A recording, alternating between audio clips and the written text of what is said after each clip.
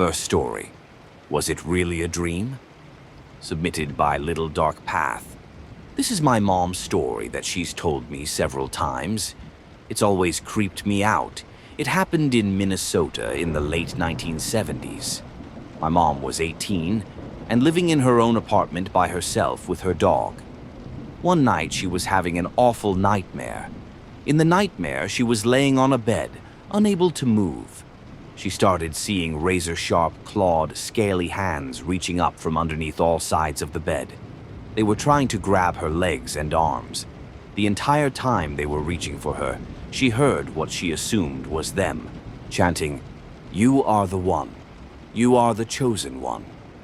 She felt nothing but negativity coming from these scaly, clawed hands that kept getting closer and closer to her. She knew she had to do anything she could to get away. Somehow she managed to wake herself up, violently sitting straight up in bed, surrounded by darkness. As she threw herself out of that nightmare, her hurricane lamp that was nowhere near her bed flew across the room, shattering against the opposite wall.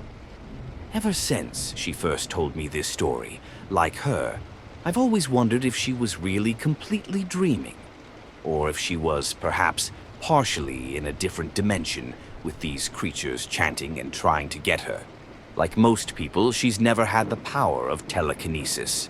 The power surge of her throwing herself out of that situation maybe could have thrown the hurricane lamp, but we've always felt it was something much more sinister. Like the creatures somehow were able to follow her out enough for them to throw that lamp. They probably were quite angry she got away. Fortunately, that nightmare never happened again, if it really was only a nightmare.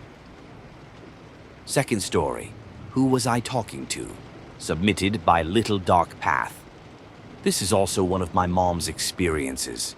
This happened in Minnesota around 1992. I remember when this happened. She told me about it the moment she saw me after this occurred. My mom was in the laundry room folding and doing laundry. At the time, the door to the laundry room was a thin curtain she'd made years before. My parents were planning on putting in an actual door with hinges at some point. The curtain provided no sound barrier like a wood door, making it very easy for her to hear anything going on in the basement. Right across the hall from that door was my sister's bedroom. Her door was open.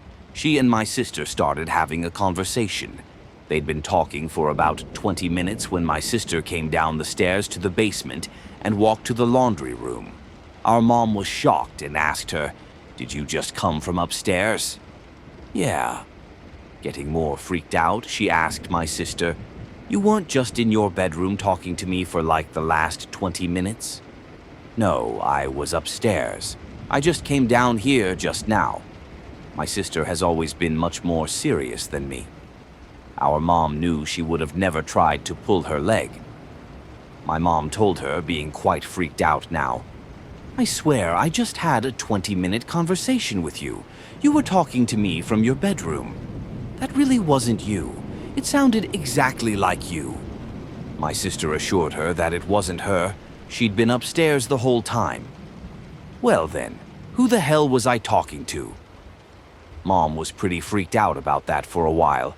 I think my big sister actually was too. Years later, my mom was in the laundry room again. She was looking toward the washer and dryer. The dryer was a front-load dryer.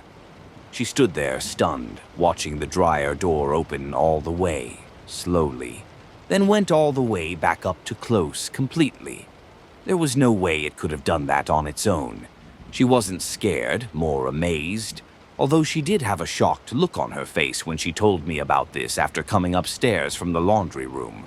At least somebody or something was trying to help her with the laundry. Third story. A Friend's Warning from Beyond. Submitted by Little Dark Path.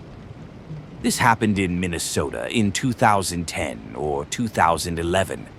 My wife and I were in our living room one afternoon when some strange things started happening. I think it might have been non-stop light flickering or something like that was out of the ordinary. Whatever it was enough for us to both get the feeling that we should get the Ouija out right then. We did, with my mother-in-law joining in with her expertise. We did the whole protection thing first, lighting a white candle, setting some stipulations, stating that only positive people could come through. We started off with the usual first question. Is somebody here? The planchette went to yes. Do we know you? It went to yes again. Are you a relative? This time it went to number. My wife and I both got the feeling that it could have been a friend of mine that died after being in a very bad car accident years ago when I lived in Texas. Is this Johnny? Strong yes. We went through some standard questions about why he was contacting us. After several questions, we found out from Johnny that my mom, who still lived in Texas, was in danger. He told us that it had something to do with my brother and I needed to call her right away. I asked him a few other questions about other things. When we said goodbye to Johnny, I called my mom immediately. I told her what happened and that she needed to look around her house, inside and out, to see if she saw anything that could be dangerous. She called me back maybe 10 or 15 minutes later. She'd found a severely overloaded outlet. My brother had way too many things plugged into it. It could have easily started a fire. She unplugged a lot of the cords when she saw it. If Johnny hadn't come through that day to me about my mom, I'm sure her house would have burned down, probably horrifyingly with her inside. As far as my wife and I are concerned, Johnny saved her life that day, from the other side. Fourth story, Freaky Footprints, submitted by Little Dark Path. This happened in Minnesota in January 2016, right in our own backyard. I was outside with our dog when I noticed some tracks in the snow behind the house. These tracks literally started right outside of the bowed window seat, with no other tracks leading up to them. It was like the first footprint just appeared in the snow, as if something went through the window and landed on one foot. I got closer to the tracks. They were like nothing I've ever seen before. They were long, narrow, with pointed, what looked like claws. I followed the tracks, which had a decent stride.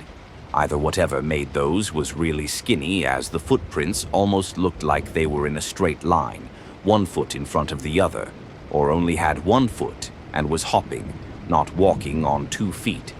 The trail of these prints went about 50 feet. Then they just stopped. No tracks anywhere after them going in any direction. Just like the first track right outside of the house.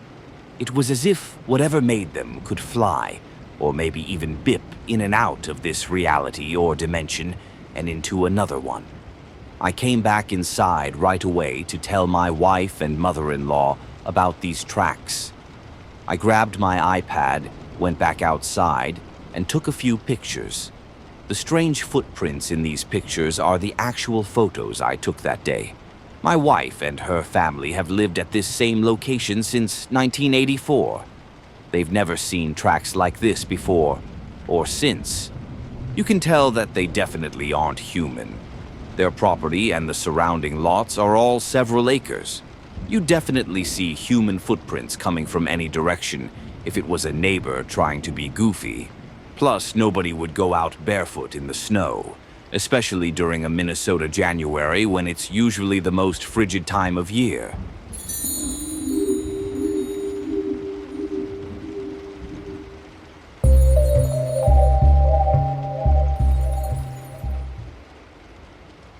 If you like creepy stories like these, please subscribe to the channel.